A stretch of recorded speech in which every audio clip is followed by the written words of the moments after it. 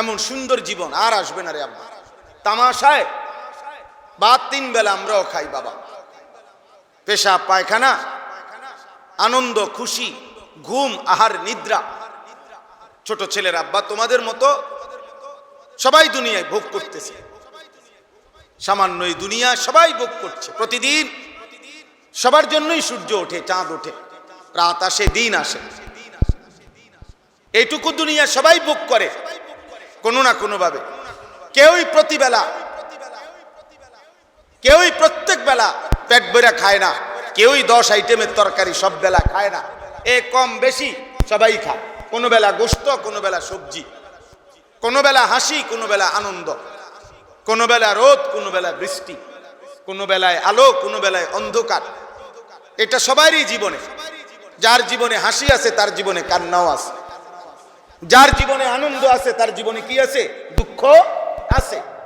এখানে রোদও ওঠে, এখানে বৃষ্টিও আসে, এখানে গরমও লাগে, ঠান্ডাও লাগে, এখানে আরামও লাগে, অশান্তিও লাগে। এখানে মনের মধ্যে কখনো হাসি খুশি ভাব থাকে, কখনো বিষণ্ণ পেরেশানি থাকে। কিন্তু এই দুনিয়া মানে প্রতি অবস্থায় অবস্থা বদলায়, কিন্তু খোদার কসম আখিরাতে বদলাবে না। যে হাসবে আর কোনোদিন কাঁদবে না, যে কাঁদবে আর কোনোদিন হাসবে না।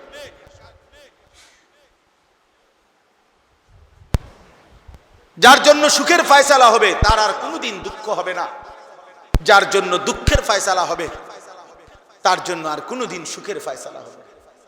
কোরআনুল কারীমের মধ্যে আছে, নাফরমান জাহান্নামী আল্লাহকে বলবে, আল্লাহ জাহান্নামের এই আগুনে আমারে 1টা মিনিট 10টা মিনিট মাঝে মধ্যে কদ্দুর বিরতি দেন, এই আগুন আমি আর লাগাতার সহ্য করতে পারতেছি না।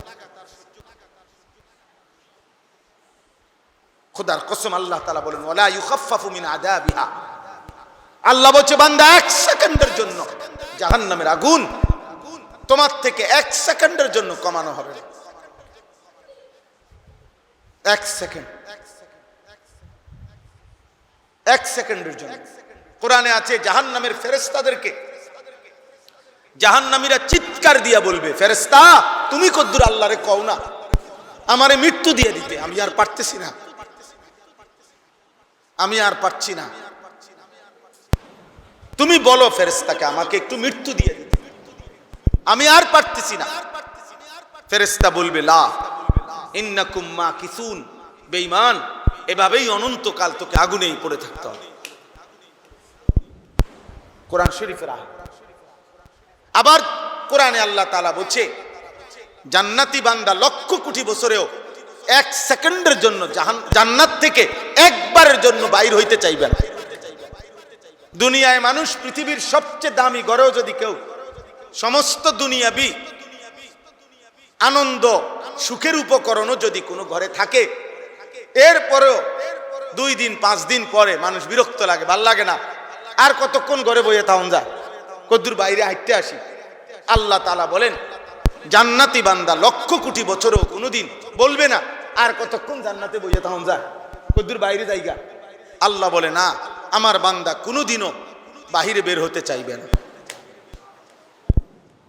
জান্নাত এমনই সুখের জায়গা, সুবহানাল্লাহ। জাহান্নাম এমনই কষ্টের জায়গা যে বারবার বের হতে চাইবে কিন্তু বের হইতে পারবে না, বের হইতে পারবে। ওই দেখেন, ওই বেয়াদব দেখেন, সব বেয়াদব দেখেন বাহিরে, কারণ শুনেই নাই, ওরা তো শুনে নাই। আব্বা এখন মোবাইল নিয়ে দৌড় দিলা কেন? আফসোসের কোনোভাবেই ফেরানো যায় না, কঠিন। পৃথিবীর সবচেয়ে কষ্টের বিষয় এখন মুসলমানের সন্তান মোবাইল নিয়ন্ত্রণ করা জীবনের সবচেয়ে বড় যুদ্ধ। এখন জীবনের সবচেয়ে চেহারা কালো হয়ে আছে ছেলে পেলে। আপনি দেখেন মৌলানা সাহেব গুনাহ কালো করে ফেলছে চেহারা। আপনি দাঁড়া করান বেনামাজি ছেলেগুলোর এখানে দাঁড় করান, কারো কলিজার মধ্যে যদি বেটা তোদের বিবেক থাকে তো তোমরাই দেখবা, একসাথে দাঁড় করাও। চলো আমরা যারা এখন আজকে যারা আমরা 5 ওয়াক্ত নামাজ পড়ছি আমরাও দাঁড়াই, তোমরা যারা নামাজ পড়ো নাই তোমরাও এখানে দাঁড়াও। পৃথিবীর যেই কোনো বিবেকবান অথবা তোমরাও পরীক্ষা করে দেখো কারে দেখতে কেমন লাগে। বেনামাজির চেহারা কুৎসিত, বেনামাজির চেহারা মলিন, বেনামাজির চেহারা কালো, বেনামাজির চেহারা জঘন্য, বেনামাজির চেহারা দয়া মায়াহীন, বেনামাজি পাষাণ, বেনামাজি পাষাণ, বেনামাজি পাষাণ। প্রিয় ভাই, আল্লাহর দিকে ফিরো, আল্লাহর দিকে ফিরো, আল্লাহর দিকে ফিরো রে আব্বা, আল্লাহর দিকে ফিরো, আল্লাহর দিকে ফিরো, আল্লাহর দিকে ফিরো। ভুল করতেছো তোমরা। আজকে অনেক ছেলে তোমরা এখানে, অনেকের কপালে একজন অভিভাবক জোটেন। ওই দেখেন, ওই বেয়াদব দেখেন, ওই যে বেয়াদব, এই দেখেন বেয়াদব। তো এত বড় বেয়াদব যে মসজিদের ভিতরে বসে কারে নিষেধ করতেছে কোনো খবর। এই যে দেখেন, হ্যাঁ আমি চেষ্টা করি এটা দেখাই, আর ইচ্ছা করে। মানুষের তো লজ্জা শরম থাকে যে ঠিক আছে হুজুর যেহেতু নিষেধ করতেছে আপাতত বন্ধ রাখি না। কলিজা গাদ্দার। আরে মিয়া, আল্লাহরে পাত্তা দেই না, আমনি কিতা মিয়া, বুঝেন নাই কথা? আল্লাহরে সেজদা দেই না, আল্লাহর কথাই পাত্তা দেই না, আমনি কিতা মিয়া? আমনের মতো দেড় হুজুর গনার ধরি নি বেড়া। মা বাপ কিতা আবার? আমি তো আল্লাহরই গনার ধরি না, নাউজুবিল্লাহ। যে আল্লাহকে সেজদা দেয় না তার কাছে তো আল্লাহই কিছু না, তো মা বাপ কি আবার? তার কাছে অন্যরা তো কিছুই না। এই গাদ্দার তো পৃথিবীর শ্রেষ্ঠ গাদ্দার, যার কপাল আল্লাহর জন্য সেজদায় নয় না। আল্লাহ তোমাদেরকে হেদায়েত দান করুন। আল্লাহ আমাদের সবাইকে বুঝ দান। আপনাদের কাছে আমার কথা এটাই, পারিবারিক যত্নের দিয়ে সন্তান মানুষ করতে হয়। আল্লাহ নবী সাল্লাল্লাহু আলাইহি ওয়াসাল্লাম বলেছেন, ফার-রাজুলু রাঈন আলা আহলি বাইতিহি ওয়া হুয়া মাসউলুন আনহু। নবীজি বলেন প্রত্যেক পুরুষ তার পরিবারের সদস্যদের ব্যাপারে জিম্মাদার, অভিভাবক। কিয়ামতের দিন তার স্ত্রী পরিবার ছেলে মেয়ের ব্যাপারে মহান আল্লাহর নিকট তাকে, ওই পুরুষকে খোদার কসম নবী বলছে জবাবদিহি করতে হবে, মাসউল, জিজ্ঞাসিত হবে। নবীজি বলছে ওয়াল মারআতু রাইয়াতুন ফি বাইতি যাওজিহা ওয়া ওয়ালাদি। প্রত্যেক নারী তার স্বামীর ঘর এবং স্বামীর সন্তানদের ব্যাপারে জিম্মাদার। ওয়াহিয়া মাসউলাতুন আনহা। প্রত্যেক নারী কিয়ামতের দিন আল্লাহর নিকট এই ব্যাপারে জিজ্ঞাসিত হবে, জিজ্ঞাসিত হবে। এই ছেলে ভাই ভিতরে আসো, ভিতরে, এখানে এসে ছবি উঠাও। এই অপদার্থ, এখানে এসে উঠাও। হ্যাঁ হ্যাঁ, আপনি চেষ্টা করেন। না না, অসুবিধা না, আপনারা ঘাবড়ায়েন না। আমি ঘাবড়াচ্ছি না, আমি এটা বুঝাইতে চাই, আমরা ফিরাইতে চাই। ফেরানো ছাড়া উপায় নাই আমাদের। আগামীর সমাজ অনিরাপদ। আমরা পৃথিবীর খবর রাখি, দেশের খবর রাখি, কেউ রাজনীতির হিসাবে খবর রাখে, আর আমরা ঈমান ইসলামের দৃষ্টিতে খবর রাখি। বুঝেন না? এই ছেলেগুলো বাঁচতে হবে, এরা বুঝতেছে না। এরা নিজেদের আগামীর জীবন অনিরাপদ বানায় ফেলতেছে, অনিরাপদ বানায় ফেলতেছে।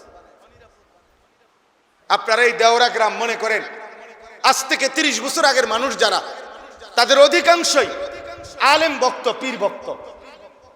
বলেন, এটা তো আপনাদের ঐতিহ্য। আমি যখন সোনাকান্দা আসছি তখনও তো আমি জানতাম, তখনও তো আমি শুনছি। এই গ্রামে তো আমি না হয়তো আরো 20 বছর আগে মাহফিল আসছি না হুজুর?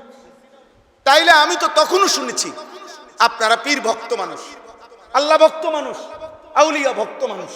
তাহলে এখন আপনাদের সন্তানদের এই চেহারা কেন? আপনারা বলেন, চাচারা, সামনের এই চাচারা বলেন, কথাটা বুঝছেন কিনা বলেন? আপনারা ছেড়ে দিচ্ছেন, আপনারা মেনে নিচ্ছেন, আপনারা আপনাদের সমাজে মেনে নিচ্ছেন। আপনি বক্তা এনে ঠিক করবেন? বক্তা একদিন ওয়াজ করলে এটা কি তাবিজ যে সবারই একটা একটা তাবিজ দিয়ে দিছে? জুনায়েদ বাগদাদি আর বাইজিদ বুস্তামি, বড় পীর আব্দুল কাদের জিলানী তাবিজ দিয়ানি হয়েছে। কথা বলে না? বাইজিদ বুস্তামি তাবিজিনি হয়েছে, জুনায়েদ বাগদাদি তাবিজ দিয়ানি হয়েছে। তো তাহলে বলেন, এই জন্য চেষ্টা করুন, অভিভাবক শ্রেণী যারা আছেন আপনারা ফিকির না করুন, শুধুমাত্র টাকা সম্পদ বিল্ডিং উপার্জন খাইয়া পয়রা জিফুত লইয়া বা তরকারি খাইয়া জীবন কাটাইলে হবে না। এদের পৃথিবী কষ্টকর হয়ে যাবে, বিশ্বাস করেন। আমরা চিল্লাইতে আসি ডেইলি, বেশি পেরেশানি করি আমরা, এদের পৃথিবী কষ্টকর হয়ে যাবে। আখেরাত তো বরবাদ হবেই। এই নারী ছবি, এই চুল চেহারা, এই বেনামাজি জিন্দিগি, এখন সংখ্যাগরিষ্ঠের হার। আগে 30 বছর আগে আমরাও ছোটবেলায় ছিল, আমাদের 30 আমরাও দেখছি, কিন্তু তখন দুষ্ট অসৎ সংখ্যা ছিল কম, নেককারের সংখ্যা ছিল বেশি। গ্রাম্য মানুষ, সাধারণ মানুষ, দিন মজুর, দিন আইনা দিন খাইতো, কিন্তু নামাজ চিনত। খেতে বদিল্লা দিত, কাম করত, মানুষের বাড়িতে কাম করত, কিন্তু নামাজ চিনত। মুসলমানের পাড়া মাইলকে মাইল মুসলমানের ঘরে ফজরের নামাজ মা চাচি দাদি নানিরা পড়তো। ফজরের পরে ছোট্ট ছোট্ট ওজিফা, সূরা কেরাতওয়ালা, এগুলা সবার মহিলাদের হাতে হাতে ছিল। প্রত্যেক মহিলা স্বামীর বাড়ির যাইতে বাপ মা একটা ওজিফাও যেটি দিছে দিত, স্বামীর বাড়ির যাওয়ার টাইমে মেয়েটাকে কি দিত? একটা ওজিফাও দিত, সূরা কেরাত দোয়া কালাম পড়ার জন্য। তসবিহ না পড়ে, ওজিফা না পড়ে, আমার বুঝের বয়সে তো আমি মারে দেখি নাই কোনোদিন চুলায় আগুন ধরাইতে। আমার আম্মা ক্লাস 4 পড়ছে, শুধু 4র্থ শ্রেণী স্কুলে, 4র্থ শ্রেণী, 5 পড়ে নাই। মা 5-এ উঠছে, আর 2-3 মাস পরে মার বিয়ে হয়ে গেছে। মায় নিজে কইছে। তাহলে 4র্থ শ্রেণী পড়ুয়া মহিলা, যে আর কোনো পড়ালেখা নাই, সেই মহিলা পর্যন্ত আল্লাহ চিনত। আপনি প্রতিদিন একদিন চলেন, আপনারা একদিন আপনাদের মহল্লার 100টা ঘরে 200টা ঘরে ফজরের ওয়াক্তে আপনারা নামাজ পড়া মসজিদ থেকে বের হইয়া যান। কয় ঘরের মানুষ ঘুম থেকে উঠছে? পুরুষ কোথায়, নারী কোথায়, বাচ্চা কোথায়, ছেলে কোথায়, বিবি কোথায়, সন্তান কোথায়? সব ঘুমে, পুরা ঘর কবরস্থান, পুরা ঘর কবরস্থান। এভাবে জাতি টিকবে না। হ্যাঁ, দুনিয়া ভোগ করা যাবে, কিন্তু ঈমান থাকবে না, ইসলাম থাকবে না, দ্বীন থাকবে না। উপার্জন থাকবে, রিজিক থাকবে। রিজিক যেহেতু আল্লাহ জানোয়ারকেও দেয়, রিজিক যেহেতু আল্লাহ কাফেরকেও দেয়, তো মুসলমান পরিচয় দিয়া যত বড় নাফরমানি হোক, বাদ দুগা আল্লাহ খাওয়াইবে। দুনিয়া তো আল্লাহ চালাইবে, কারণ দুনিয়া আল্লাহ এখনো তো কাফের মুশরিক বেঈমান তাগর দুনিয়া চালায় না। কথা বলে না? তাগরে খাওয়ায়নি আল্লাহ, তো আর কি? যে আল্লাহকে স্বীকার করে না তাকেও তো আল্লাহ দুনিয়া দেয়, কিন্তু আখেরাত তো মিলবে না, ঈমান তো থাকবে না, ইসলাম তো চিনবে না। একটি ঘরে যদি 6 জন মানুষ, 6 জনই ফজরের নামাজ না পড়ে 20 বছর, এই ফ্যামিলি যদি এভাবে কাটায় 20 বছর, তো 20 বছর পরের বাচ্চাটা কিভাবে চিনবে নামাজ? বলেন না চাচা? আমার আব্বা 43 বছর মসজিদের ইমাম ছিল, এক মসজিদে। তাহলে আমি বুঝ হওয়ার পরে আজীবন আমার আব্বার হাতে ধরে মসজিদে গেছি। আমার আব্বা কুলে করে নিয়া আমাগো আব্বার মসজিদের মুয়াজ্জিন হাফেজ মুজিবুর রহমান, আমার উস্তাদ মুক্তবের আব্বা হুজুরের হাতে আমারে দিছে মুক্তব, আলিফ বা তাসা পড়াইতো। হুজুরের কোলে বৈশা আমি আলিফ বা তাসা পড়ছি, আমার সেটা মনে আছে। আমার সেই হুজুর এখনো বেঁচে আছে, আমি হুজুরের খোঁজ খবর রাখি প্রত্যেক মাসেই। আমি 4র্থ শ্রেণী ইয়াজদাহুম সর্বপ্রথম মাদ্রাসায় ভর্তি হয়েছি, যেই বাড়িতে প্রথম 4র্থ শ্রেণী ছোট্ট মানুষ লজিং ছিলাম, ওই লজিংওয়ালা এখনো বাচ্চা আছে, আমার সাথে নিয়মিত যোগাযোগ আছে। বুঝেন নাই আব্বা? তাহলে ছোটবেলায় বাবার হাত ধরে দিন শিখছি, মসজিদে যাওয়া শিখছি, এই সন্তান যারা বড় হইতেছে এদের হাত ধরে এদের সন্তান কেমনে মসজিদ চিনবে? এই নাফরমান যারা 24 ঘন্টা মোবাইলে নারী আর উলঙ্গ ছবি দেখে, এই হাইওয়ান, এই মানুষরূপী পশুর কাছে তার সন্তান কি শিখবে? বলেন না?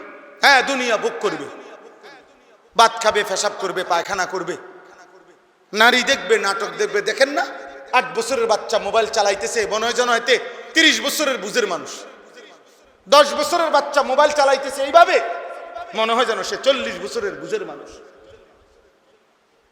মা বাবার কাছে সে ছোট এখনো, কিন্তু হেতে নারী দেখতে দেখতে, নাটক সিনেমা উলঙ্গ নারী দেখতে দেখতে হাতের জীবন শেষ। কিন্তু এবারে অনক হাতে ফোলান মানুষ, মায় কয় ফোলান মানুষ বলে, হেতে বাপে কয় এখনো বাচ্চা মানুষ। অথচ সে নষ্ট হইয়া পচা গেছে, গন্ধ ছুটিয়া গেছে, চরিত্রহীন হইতে হইতে গন্ধ ছুটিয়া গেছে। ওনাদের চোখে এখনো হেতে ফোলায়। আফসুস, আফসুস বাবা, আফসুস। সম্পদ দিয়ে আখেরাত হয় না, ঈমান দিয়ে আখেরাত হয়। বিল্ডিং দিয়ে আখেরাত হয় না বাপ, সেজদা দিয়ে আখেরাত হয়। আল মালু ওয়াল বানুন জিনাতুল হায়াতিদ দুনিয়া। আল্লাহ বলে সম্পদ এবং সন্তান এ শুধুই দুনিয়ার সৌন্দর্য। ওয়াল বাকিয়াতুস সালিহাত, আর বাকি চিরস্থায়ী একমাত্র নেক আমল। নেক আমল। দুনিয়ার ফুল যত সুন্দরই ফুটুক, ফুল সন্ধ্যা হইতে হইতে 12 ঘন্টা যাইতে যাইতে ফুলের সৌন্দর্য মলিন হয়ে যায়। পৃথিবীর সবচেয়ে দামি কাঠ, দামি বিল্ডিংটাও 5 বছর 10 বছরের ব্যবধানে মলিন হয়ে যায়, মলিন হয়ে যায়। এই জন্য এটা মনে রাখতে হবে, মানুষের পরিচর্যা করেন। একটা ছেলেও যদি বুঝো বাবা, নষ্ট হইও না। অসৎ বন্ধু, চরিত্রহীন বন্ধুর খপ্পরে পড়ে ভালো থাকতে পারতা না। চরিত্রহীন সমবয়সীর সাথে যে চলবা, মনে রাখো সে তোমারে ভালো হতে দিবে না। যার চরিত্র নাই, যেই ছেলে, ওর ভিতরে পুরা পদমস্তক শয়তান থাকে। বেনামাজির শরীরে পুরাটা শয়তান, সুদখোরের শরীরে পুরাটা শয়তান, ঘুষখোরের শরীরে পুরাটা শয়তান, হারাম উপার্জনকারীর শরীরে ভিতরে 24 ঘন্টা ভিতরে শয়তান থাকে।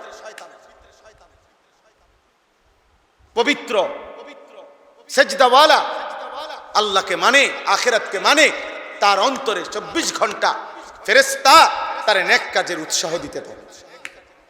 হাদিসে এটা নবীজি বলেছে, কারো অন্তরে ফেরেশতা সারাক্ষণ গুনার কুমন্ত্রণা দেয়, কারো অন্তরে আর জি শয়তান, আর কারো অন্তরে ফেরেশতা সারাক্ষণ নেক কাজের আগ্রহ তৈরি করে। লিম্মাতুল মালাক লিম্মাতুশ শাইতান। সম্পদ দিয়ে হবে না আখিরাত, সম্পদ দিয়ে আখিরাত হবে না। বিল্ডিং দিয়ে আখিরাত হয় না, জমি দিয়ে আখিরাত হয় না, গ্রামের মাতব্বরি দিয়ে আখিরাত হয় না। আখিরাত হয় ঈমান দিয়ে, আখিরাত হয় সেজদা দিয়ে, আখিরাত হয় নবী সাল্লাল্লাহু আলাইহি সাল্লামের ভালোবাসা, সুন্নাতের অনুসরণ দিয়ে, আখিরাত হয় আল্লাহর কোরআনকে আঁকড়িয়ে ধরার মাধ্যমে। আমারও, আপনারও, বুড়ারও, জওয়ানেরও, বাপেরও, ফুতেরও, মায়েরও, ছেলেরও, কারো সুপারিশের উপরে ভরসা করেন না। আপনার ঈমান আমল ঠিক করতে হবে। আব্বা, এটা জরুরি কথা মনে রাখেন। সুপারিশ করবে নবীজি সাল্লাল্লাহু আলাইহি সাল্লাম, সুপারিশ করবে উলামা, সুপারিশ করবে হাফেজ, সব ঠিক আছে, কিন্তু একটা গুরুত্বপূর্ণ কথা মনে রাখবেন। আপনি প্রয়োজনে আরো আলেম থেকে জিজ্ঞেস করবেন। সুপারিশ মানে আবেদন, সুপারিশ মানে অনুমোদন না। অনুমোদন করবে আল্লাহ, সুপারিশ করবে নবী, সুপারিশ করবে উলামা, সুপারিশ করবে আউলিয়া, সুপারিশ করবে হাজি, সুপারিশ করবে হাফেজ, সুপারিশ করবে। সুপারিশ মানে আবেদন, আর আল্লাহ করবে কি? অনুমোদন। অনুমোদন করবে কে? বলেন না, আল্লাহ। তো নবী সাল্লাল্লাহু আলাইহি সাল্লাম দুনিয়াতে কালেমার দাওয়াত দিছে যতজনকে, প্রত্যেকটা দাওয়াতই একটা সুপারিশ, আল্লাহর দিকে ডাকা। কিন্তু আল্লাহ অনুমোদন দিছে যাকে, সেই ঈমানওয়ালা হইছে। আল্লাহ অনুমোদন দেয় নাই যাকে, সেই ঈমানওয়ালা হয় নাই নবীর চোখের পানি সত্ত্বেও।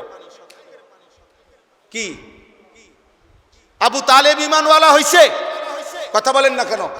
তো নবী সাল্লাল্লাহু আলাইহি সাল্লাম উনাকে ঈমানের দাওয়াত দেয় নাই? উনার জন্য কাঁদে নাই? আবু জাহেলকে নবী দাওয়াত দেয় নাই? আবু লাহাবকে দেয় নাই? তো আল্লাহ যদি বলে বন্ধু আপনি কইছেন এই 10 জনের ব্যাপারে, আমি এই 5 জনরে রাখলাম, এগরে জাহান্নাম দিলাম, তো সেই 5 জন আল্লাহ তাআলা যদি বলে বন্ধু 1 কোটি মানুষের লেগা আপনি সুপারিশ করছেন, আমি শুধু 1 জনরে জাহান্নামে দেব, বাকি করে জান্নাত দিলাম, ওই 1 জনের নাম যদি বলে আনিসুর রহমান, তো বাকিরা জান্নাতে গেলে আনিসুর রহমানের লাভ কি? কথা বলে না? তাইলে সুপারিশের পরে একজন হাফেজ সাহেব 11 জনের নাম বলবে সুপারিশ, আল্লাহ যদি বলে যে না এর বাদ দাও, বুঝেন নাই কথা? একজন হাজী সাহেব 400 মানুষের সুপারিশ করবে, আল্লাহ যদি বলে এই 20 জন বাদ দাও, বুঝেন নাই মাওলানা সাহেব? আপনি কি করবেন তখন? নবী তো আবু তালেবকে বলছে 38 বছর নবীজির সেবা করছে আবু তালেব। কয় বছর জানেন? 38 বছর। আব্দুল মুত্তালিব 12 বছর বয়সে নবীজির সাল্লাল্লাহু আলাইহি সাল্লাম আবু তালেব আব্দুল মুত্তালিব দাদা ইন্তেকালের সময় চাচা আবু তালেবের হাতে নবীজিকে তুলে দিছে, বলছে আমার নাতি এতিম সন্তান, কে তো নবীজির আব্বা জান তো ইন্তেকালই করছেন, তো তোমার হাতে দিয়ে গেলাম। এই 12 বছর বয়স থেকে নবীজির বয়স যখন 50, তখন আবু তালেব ইন্তেকাল করছে। তাহলে 12 থেকে 50 কত বছর? 38 বছর। এই 38 বছরের সেবা সত্ত্বেও নবীজি, বুখারীর হাদিস, নবীজির চোখের পানি পড়ছে মৃত্যুর মুহূর্ত পর্যন্ত। আল্লাহ নবী কালিমার দাওয়াত দিছে, কিন্তু আল্লাহ 38 বছরের সেবার পরেও আল্লাহর ইচ্ছা হইছে, আল্লাহ ঈমান দেয় নাই। আর ওমর এ বেটা তরবারি হাতে, খোলা তরবারি হাতে নবীকে হত্যা করতে রওনা দিছে। বাহ্যিকভাবে নবীর কথা শুনবার, ঈমান আনবার বাহ্যিক কোনো নমুনাই তার মধ্যে ছিল না। আল্লাহ বলছে আমার ইচ্ছা হইছে, আমি উমরের ঈমান দিলাম, 38 বছরের সেবা সত্ত্বেও আবু তালেবের ঈমান দিলাম না। আমনে জিগান আল্লাহরে, আমনে সাহস থাকলে যান, বুঝেন না? আমনে জিগান যে এটা কোন ধরনের কথা? উমরকে আমনে হত্যা করতে যায়, আমনে ঈমান দেন, আর সেবা করে আমনে কি দেন না? এটা কার ফয়সালা? বলেন না কার ফয়সালা? তো আপনি যে বসে রয়েছেন সুপারিশ করবে, সুপারিশ 100 বার করবে, 1 লক্ষ বার করবে, কিন্তু সুপারিশ মানে তো আবেদন। আল্লাহ যদি বাদ দেয় 1 জন, 10 জন, 50 জন, সেই বাদের মধ্যে যদি আমি হই, আমনে হন, তখন কি হবে রে বাবা? কি হবে? আল্লাহ যদি বলে হাফেজ সাহেব এই 3 জন বদলাইয়া কব অন্য 3 জন, বুঝেন নাই কথা? নবীজি তো বলছে, হাদিসে আছে স্পষ্ট, নবীজি দোয়া বলছে আল্লাহ হয় ওমর ইবনে খাত্তাব নয়তো আমর ইবনে হিশাম মানে আবু জাহেল, আমার এই 2 জনের 1 জন দেন, বলছে না নবীজি? বলছে হয় ওমরকে দেন আর নয়তো কারে দেন? এই আবু জাহেল এর নামও ছিল আমর আর ওমরের নাম ছিল ওমর, একটু শুধু তফাৎ। ওমরের নাম হলো ওমর আর আবু জাহেলের মূল নাম হলো কি? আমর। আমর এই আমর নয় এই ওমর। আল্লাহ আমার 1 জন দেন, আমার ইসলামের জন্য, আমার কাজের মেহনত শক্তিশালী করার জন্য আমার 1 জন দেন। আল্লাহ ওমরকে দিছে, আবু জাহেলকে দেয় নাই, তো কার ইচ্ছা? আল্লাহর। আল্লাহর ইচ্ছা। মক্কার জমিনে আল্লাহর ঘর কাবার সবচেয়ে নিকটে, কাবা শরীফের সবচেয়ে নিকটে সর্বপ্রথম যার ঘর, কাবা ঘরের পাশে আবু জাহেলের ঘর। আবু জাহেলের ঘরের আগে, কাবা শরীফের পরে এই মাঝখানে আর কারো ঘর ছিল না, আজও নাই। ওই সময় তো নাই, এখনো নাই। আবু জাহেলের ঘর সবার আগে ছিল, নবী সাল্লাল্লাহু আলাইহি সাল্লামের ঘর একটু পরে। ওই যে পুরান একটা ভবন দেখায়, এটা রাসূলুল্লাহ সাল্লাল্লাহু আলাইহি সাল্লামের পরে। আর বাথরুম যেটা আবু জাহেলের হাম্মাম কয়, এখন এখানে টয়লেট বাথরুম, কিন্তু এটা কাবার সবচেয়ে নিকটে।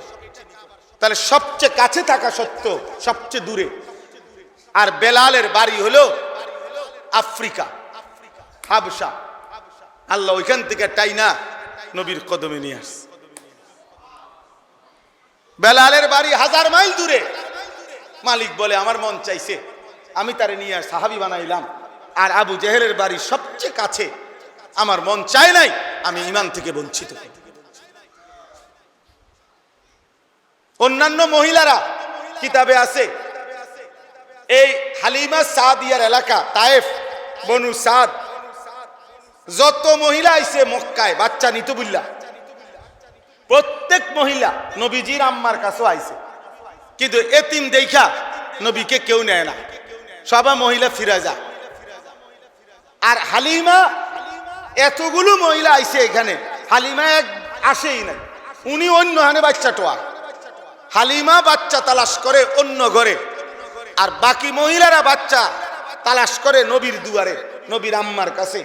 কিন্তু আল্লাহ তাআলার আসমানি ফয়সালা, আল্লাহ যেন বলে যে আমেনা আসলেই আমি আমার বন্ধুকে দেব তাকে, না না, ওই দেখো হালিমা অন্য দুয়ারে ঘুরে, আমি তারে সেখান থেকে এনে আমার বন্ধুর দুয়ারে আনলাম, আর যারা আমার বন্ধুর দুয়ারে আসছিল তাদেরকে আমি সরাইয়া দিলাম। কার ফয়সালা? আল্লাহর ফয়সালা, আল্লাহর ইচ্ছা, আল্লাহর ইচ্ছা, আল্লাহর ইচ্ছা, আল্লাহর ইচ্ছা। কেউ কাছে থেকেও দূরে, কেউ দূরে থেকেও কি কাছে। ঈমান, আমল, নবীর ভালোবাসা, সুন্নাত দূরের মানুষকেও কাছে বানায়। আবার কাছের লোক নাফরমানি। আমিও সেদিনও বলছি একজন রে, অনেক মানুষ আছে অনেক সময় বলে যা নবীর জামানায় যদি জন্ম নিতাম কত না ভালো হইতো, কবিতা বানায়। আরে মিয়া, বুজুর্গানে দিন বলছে নবীর জামানায় জন্ম নিতাম যদি, শুধু এই কথা তুমি কেমনে বললা? নবীর জামানায় তো আবু বকরও ছিল, নবীর জামানায় তো আবু জাহেলও ছিল। কথা বোঝেন নাই আপনি? আমনেরে কোন দলে রাখবে এটা আপনি কেমনে জানতেন? নবীর জামানায় জন্ম নিছেন, কিন্তু যদি বেঈমানদের দলভুক্ত হইতেন কি লাভ হইতো? আজকে 1450 বছর পরে, 1450 বছর পরে আল্লাহ যে আমার নবীর সিলসিলায় উম্মতে মুহাম্মদীর ইমানদার মা বাবার ঘরে আমারে জন্ম দিছে, এর জন্য লক্ষ কোটি সেজদা দেওয়া উচিত। যে 1450 বছর পরে হলো বন্ধু মাওলা আপনি আপনার বন্ধুর ইমানদার উম্মতের ঘরে আমারে কি দিছেন। আর সেদিন জন্ম দিয়া যদি বেঈমানের ঘরে দিত, বুঝেন নাই কথাটা? আল্লাহ আমাদেরকে বুঝ দান করেন। তাহলে আমার এই একটা আয়াত, শুধু কথা এটাই, আমি শুধু এটাই বুঝাইতে চাই। এই আয়াতের অর্থ জন্যই আমি এটা বলতেছি। কোরআনুল কারীমের 12 নম্বর পারা 11 নম্বর সূরা, সূরা হুদ, এই সূরার 12 নম্বর আয়াত, এই একটি আয়াতের তর্জমা বলতেছি। এটা বোঝানোর জন্য এই কথাগুলো বলতেছি যে সম্পদ দিয়ে আখিরাত হয় না, সম্পদ দিয়ে নবী মিলে না, সম্পদ দিয়ে আল্লাহর ভালোবাসা মিলে না। ঈমান, সেজদা, তাকওয়া, সুন্নাত, আখিরাতের ভয়, এর দ্বারা আল্লাহ মিলে, রাসূল মিলে সাল্লাল্লাহু আলাইহি ওয়াসাল্লাম। এখানে এই আয়াতটা এবার একটু শুনেন। মক্কার কাফেররা নবীজি যখন কালেমার দাওয়াত দিতেন, তো মক্কার কাফেররা নবীজিকে দুইটা প্রস্তাব দিছে, দুইটা কথা বলছে, বহু কথাই বলছে। এই আয়াতের আলোকে দুইটা কথা।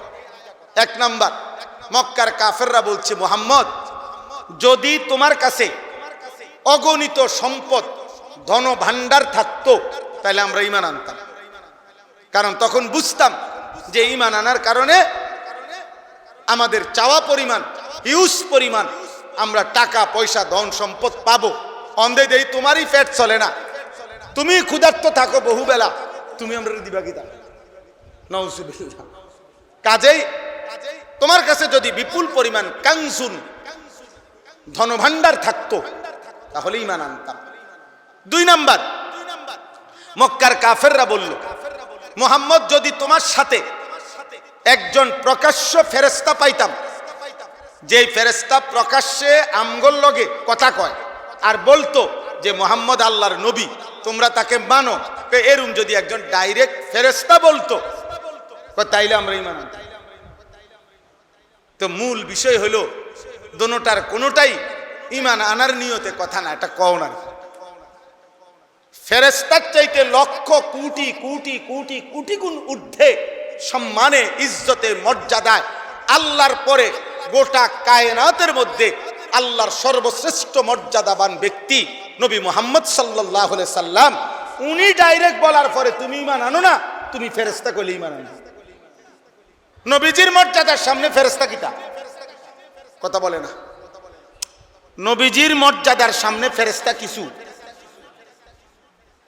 সাধারণ মানুষের মর্যাদার সামনেই তো ফেরেশতা কিছু না। মানুষের মর্যাদা বেশি, আদমের মর্যাদা বেশি। তো সেখানে আমাদের নবী সাল্লাল্লাহু আলাইহি সাল্লাম আনা সাইয়্যিদু ওয়ালদি আদম, নবীজি বলছে আমি আদমের সর্বশ্রেষ্ঠ সন্তান, আমার চাইতে বেশি দামি কেউ নাই। ওয়ালা ফখরা, আর এটা আমার গর্ব নয়, এটা আমার আল্লাহর দান। তাহলে এটা আসলে কি ঈমান আনার জন্য বলছে? সম্পদের চাওয়া এটাও দুনিয়ার লোভে, আখিরাতের লোভে, আখিরাতের লোভে মূলত ঈমান না। আমাগো দেশে বলে, আপনাদের দেশে আছে কিনা, আবু গ্রাম্য একটা কথা আছে যে আগের দিনে গ্রামে গঞ্জে ব্যাপকভাবে মানুষ একজন আরেকজনের বাঁশ দিত, বাঁশ ঝাড়ে বিভিন্ন দরকারে মানুষের বাঁশ মুড়ার থেকে 2টা বাঁশ 3টা বাঁশ খুঁজা লইতো। ও আমার 2টা বাঁশ দরকার, আপনি কত দিবানি? তো মানুষের দিত একজন আরেকজনের বাঁশ মুড়ার বাঁশ দিত কাজে কর্মে। তো আমাদের দেশে এই লাকসাম নোয়াখালীর দিকে বলে আর কি যে রবিবারে কি দেয় না, বাঁশ দেয় না, রবিবার দিন কি দেয় না, বাঁশ দেয় না। আমগো দেশে আছেন এরকম করে, মানে রবিবারে বাঁশ দেয় না আর আমগো দেশে কয়েক। তো এক বেটা আরেক বেটার কাছে 2টা বাঁশ চাইছে। এখন মূলত এই লোকের দেওয়ার কোনো খেয়াল নাই, এই জন্য হেরে কইছে কয় রবিবারে আয়ু। তো বেটা যখন সত্যি সত্যি রবিবারে আইছে 2টা বাঁশের লেগা, কয় তো তুমি জানো না রবিবারে বাঁশ দেয় না। তো এইটারে বলে আরে আমগো দেশে যে বাঁশ না দইনারে কইও রবিবারে আইতে, মানে আসলে কোনো বাঁশ দিত না, এই জন্য তারিখ কইছে কি বার, রবিবার। তো এই বেঈমান মূলত ঈমান আনবে না এরা, এই জন্য বলছে মুহাম্মদ তোমার কাছে যদি অঢেল সম্পদ থাকতো তাইলে ঈমান আনতাম, তোমার কাছে যদি প্রকাশ্য ফেরেশতা থাকতো তাইলে ঈমান আনতাম। তো আল্লাহ তাআলা এই বেঈমান কাফেরদের এই 2 কথার জবাবে আল্লাহ নবীজিকে বলছেন, বন্ধু আপনার কাছে আমার নির্দেশ, আমি আল্লাহ আপনাকে যেই দ্বীনের দাওয়াত দিতে বলেছি, আপনি এদের সম্পদের আবদার কিংবা ফেরেশতার আবদার, কোন আবদার সত্ত্বেও আপনি একটুকু কথা, আমি আল্লাহ যা বলেছি তার কিছু কথাও আপনি ত্যাগ করবেন না, এক শব্দ আপনি বাদ দিবেন না, 1 সেকেন্ডের জন্য আপনার মনটা ছোট করবেন না। আপনারে যা বলছি, আপনার মেহনত, আপনার দাওয়াত, আপনার তালিম, আপনার তাবলীগ, আপনার তাজকিয়া, আপনার ফিকির, আপনার দাওয়াত চেষ্টা করতে থাকেন। আপনি কোনো কি করেন না, এসব কথায় ঘাবড়ায়েন না, ঘাবড়ায়েন না, ঘাবড়ায়েন না। ইন্নামা আনতা নাযীর, এইটাই ফালাআল্লাকা তারিকুম বা'দা মা ইউহা ইলাইকা। আল্লাহ বলতেছেন মহব্বত করে, বন্ধু তাহলে কি আপনি আমি আল্লাহ তাআলার কথা ছেড়ে দিবেন? ওয়াদাইকুম বিহি সাদরুকা, মনটা ছোট করে ফেলবেন। আইয়াকুলু, কাফেরদের এই কথার কারণে যে লাউলা উনজিলা আলাইহি কানজুন, যদি মুহাম্মদের কাছে ধনভাণ্ডার থাকতো, আও জাআ মাআহু মালাক, অথবা যদি তার সাথে একজন ফেরেশতা থাকতো, আমরা ঈমান আনতাম। এই কথার কারণে আপনি আমার কথা বলা ছেড়ে দিবেন, আপনি মন ছোট করবেন না, কখনোই। বরং ইন্নামা আনতা নাযীর, আপনার পরিচয় আপনি হচ্ছেন আল্লাহর পক্ষ থেকে ভয় প্রদর্শনকারী। আপনি জাহান্নামের ভয় দেখান, আপনি কবরের ভয় দেখান, আপনি আখিরাতের ভয় দেখান। এই দেখেন আব্বা, আজকে 22 বছর আলহামদুলিল্লাহ 2004 সাল থেকে এই আল্লাহর দয়ায় আল্লাহর দয়ায় এই 2-4 শব্দ কথা বলার সুযোগ আল্লাহ দিয়েছেন।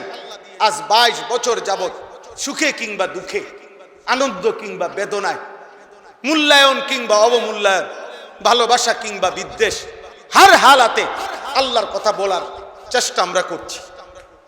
কখনো মূল্যায়ন করছে, কখনো অবমূল্যায়ন করছে, কখনো কেউ ভালোবাসছে, কখনো কেউ বিরোধিতা করছে, কখনো কারো পছন্দ হয়েছে, কখনো কারো পছন্দ হয় নাই, কখনো পেট ভরে খাইছি, কখনো খানা পাই নাই, কিন্তু সব হালাতে আল্লাহর কথা বলার চেষ্টা করছে, আল্লাহর কথা বলার চেষ্টা। নূহ আলাইহিস সালাম বলছে, আল্লাহ 950 বছর আমি রাত্রি দিন আপনার কথা বলেছি, রাত্র দিন, লাইলাও ওয়া নাহারা। কখনো কানে কানে বলছি, কখনো গোপনে বলছি, কখনো একজন একজন করে বলছি, কখনো সবার সাথে বলছি, কখনো চিৎকার করে জোর আওয়াজে বলছি, কখনো হালকা আওয়াজে বলছি, কখনো আপনার শ্রেষ্ঠত্বের কথা বলছি, কখনো দুনিয়াবি বিভিন্ন প্রয়োজনীয় জিনিস আপনি দিবেন এগুলোর কথা আশ্বাস দিয়ে দিয়া বলছি, সব আইটেমে বলছি মাওলা আপনার বান্দা আমারে কাল ফিরাইয়াই দিল। তো কোরআন শরীফের আয়াত। ইব্রাহিম আলাইহিস সালাম বলছে 950 বছর পরে একজন নবী 950 বছর পরে কি পরিমাণ ব্যথা নিয়ে বলছে, আল্লাহ একদিন 2 দিন না, আজ 950 বছর আমি দুয়ারে দুয়ারে দৌড়াইছি, ওরা আমার কাল ফিরায় দেয়, আমি আর কি করবো মাওলা। এই আল্লাহ তখন জানাইছে নূহ আর লাগবে না, ওয়া উহিয়া ইলা নূহিন আন্নাহু লান ইউমিনা, আর ঈমান আনবে না, শেষ, তুমি নৌকা বানাও, আমি তুফান দিয়ে শেষ করে দেব, আমি বন্যা দিয়ে শেষ করে দেব। মুসলমানের ছেলে শোনো আব্বা। তখন নূহ আলাইহিস সালাম বলছে, কোরআনে আছে, রব্বি লা তাযার আলাল আরদি মিনাল কাফিরিনা দাইয়ারা।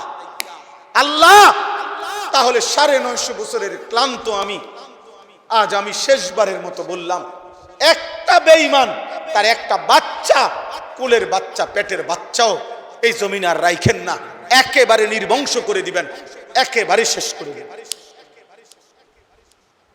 রব্বি লা তাযার আলাল আরদি মিনাল কাফিরিনা দাইয়ারা।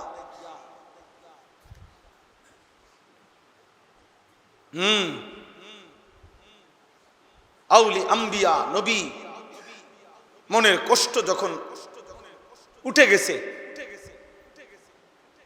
তো এবার আর বলছে আল্লাহ একটারও বাঁচায়, ফলে আল্লাহ তাআলা আর কেউ বাঁচায়। মাত্র 80 জন লোক নূহ আলাইহিস সালাম 950 বছরে নূহ আলাইহিস সালামের ঈমানদার সঙ্গী ছিল মাত্র 80 জন। বুঝেন কিছু?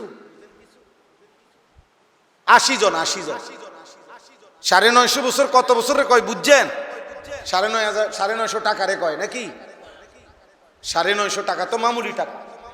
950 বছর কি আমনের আমার বাপ দাদার 14 গোষ্ঠী একত্র করলে কয় 950 বছর কয় দিন হইব? এই জন্য ছেলের আব্বা আল্লাহর কোন নেক বান্দা, আল্লাহর কোন প্রিয় বান্দার বদদুয়ার ভাগীদার হলো। কি করছো তোমরা? মা যদি বলে ফেলে, পুত আহা তুই বুঝি মারে এত বেজ্জতি করলি, তোরে পুত আমি 2 বছর দুধ খাওয়াইলাম, তুই বুঝি আমার আল্লাহরে একটা সেজদা দেস না। মা যদি বলে ফেলে আব্বা তোর জীবন শেষ হয়ে যাবে। বাপ যদি বলে বাপ ফুত আমি 12টা বছর 16টা বছর 18 বছর তোর লাগা কষ্ট করে রোজগার করছি, কষ্ট করে না খাইয়া না দাইয়া, তুই বুঝি আমার এত বড় বেজ্জতি করলি, তোমার জীবন শেষ হয়ে যাবে। মা বহুত আদর করে সন্তানকে মানুষ করে। আমার ছেলে ঢাকা পড়ে, আমার বড় ছেলে হাফেজ সালমান নাহাবি মীর জামাতে পড়ে কওমি মাদ্রাসায়।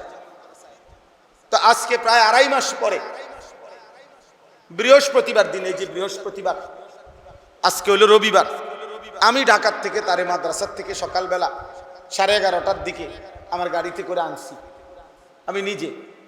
তো আনার পরে দুপুরবেলা 3টা 3:30টার দিকে আমি ভাত খাইতেছি, আমার ছেলেটাকে নিয়ে বসছি, আমার ছোট ছেলে মেয়ে ছোট মেয়ে খাইতে বসছি একসাথে। অনেক তরকারি, অনেক কিছু, গোশত, মাছ টাছ। আমার বিবি, ওর মা, ও রান্না করছে, রান্না করে এগুলা সব দিছে। তো পাশে বইছে মুরাদ। তা আমি ওরে বললাম যে তুমিও বসো, তুমিও খাও, প্লেট নাও। ছেলেটাও বইছে। তো আমি উদাহরণ দেওয়ার জন্য বুঝাইতেছি আর কি। ও বলতেছে, আমার বিবি, ওই আমার ছেলের মা, বলতেছে আমার ফুতে আইসগা 2-2.5 মাস পরে আইছে, আমার ফুতে খাক, আমি কিন্তু চাই। মা কেমন হয়? সন্তানের মা এমনই হয়। এভাবেই প্রতিটা মা সন্তানকে কি করছে, যে আমার ফুতে খাক, আমি কিন্তু চাই। আমার ফুতে মানে অর্থাৎ ভাবতে এমন যে আরে আমার ফুতে আজগা 2.5 মাস মাদ্রাসায় কি খাইছে না খাইছে।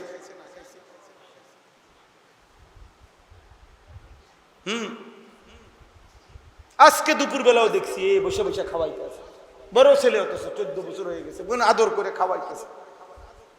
মায়েরা সন্তানের জন্য এভাবে বড় করে। আর সেই সন্তান তোমরা দিন নাই রাত নাই, কে মা কে বাবা, আহা বন্ধু, আড্ডা, মোবাইল, নারী, নর্তকী, জিনা, ব্যভিচারের দৃশ্য। মানুষ না হাইওয়ান, না জানোয়ার, না পশু। কত ওয়াক্ত নামাজ চলে যায়, কত আজান হয়ে যায়। 365 দিন, 1 বৎসরে মানুষরূপী এই জানোয়ার একদিনও ফজরের নামাজ পড়ে না। এটা আস্থা জানোয়ার, এটা আস্থা জানোয়ার, এটা আস্থা জানোয়ার। এটা মানুষের ঘরে পশুরূপ, মুসলমানের ঘরে। ইন্নামা আনতা নাযীর। আল্লাহ বলছে, বন্ধু আপনি হচ্ছেন ভয় প্রদর্শনকারী। কবরের ভয় দেখান, জাহান্নামের ভয় দেখান। কোরআনে আছে ফাযাক্কির ইন্নামা আনতা মুযাক্কির। বন্ধু আপনি উপদেশ দেন, আপনি মুযাক্কির, আপনি উপদেশদাতা। কখনো বলছে আপনি ভয় প্রদর্শনকারী, কখনো বলছে আপনি উপদেশদাতা, কখনো বলছে ওয়া দাঈয়ান ইলাল্লাহি বিইযনিহি। আপনি হচ্ছেন আমার সেই বন্ধু। ইন্না আরসালনাকা শাহিদান ওয়া মুবাশশিরান ওয়া নাযীরা। আপনাকে আমি সাক্ষী হিসাবে পাঠাইছি, আপনাকে আমি জান্নাতের সুসংবাদ দানকারী হিসাবে পাঠাইছি, আপনাকে আমি জাহান্নামের ভয় প্রদর্শনকারী হিসাবে পাঠাইছি। ওয়া দাঈয়ান ইলাল্লাহি বিইযনিহি। আল্লাহর হুকুমে আল্লাহর দিকে মানুষকে আহ্বানকারী হিসাবে আমি আপনাকে পাঠাইছি। ওয়া সিরাজাম মুনীরা। আপনাকে আলোকিত ঝলঝলে সূর্যের মতো নূর আর আলোকিত করে আমি আল্লাহ আপনাকে পাঠাইছি। আপনি বলেন, কোরআনে আল্লাহ বলছে রুসুলাম মুবাশশিরিনা ওয়া মুনদিরিন। সমস্ত রাসূল নবীদেরকে আমি সুসংবাদদাতা এবং ভয় প্রদর্শনকারী হিসাবে পাঠাইছি। কখনো জান্নাতের সুসংবাদ দিছে, কখনো জাহান্নামের ভয় দেখাইছে।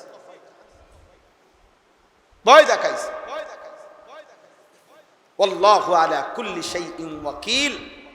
আল্লাহ বলেন, শেষ কথা হলো বন্ধু আপনি ঘাবড়াবেন না, আপনি মন খারাপ করবেন না, আপনার মন ছোট করবেন না, আপনি বলা বন্ধ করবেন না, বরং আমি আল্লাহই হচ্ছে চূড়ান্ত ওয়াকিল, অভিভাবক।